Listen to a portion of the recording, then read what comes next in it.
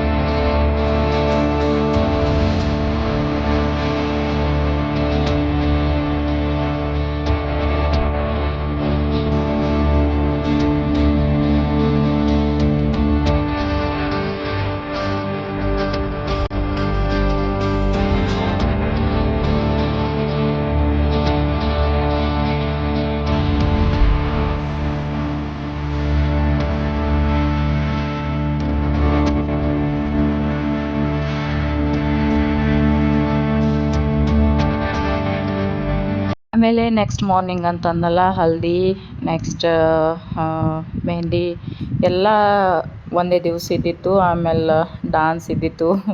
ಎಲ್ಲರೂ full enjoy ಮಾಡಿದ್ರು. ಹೇಳಪ್ಲೇ ಇಲ್ಲ, ಅಷ್ಟೊಂದು ಎಂಜಾಯ್ ಮಾಡಿದ್ರು. ಹಲ್ದಿ ಆಡುವಾಗ ಒಂದು ಸ್ವಲ್ಪ ಯಾವುದೇ ಕ್ಲಿಪ್ ತೊಗೊಂಡಿಲ್ಲ. ನನ್ನ ಕಡೆಗೆ ಎಷ್ಟವ ಅಷ್ಟೇ ಹಾಕ್ತಾಯಿದ್ದೀನಿ. ಎಲ್ಲರೂ ನೋಡಿ ಎಷ್ಟು ಚಲೋ ಡ್ಯಾನ್ಸ್ ಮಾಡ್ಲತ್ತಾರ. ಎಲ್ಲ ತಮ್ಮಂದಿರು ನೋಡ್ಬೋದು.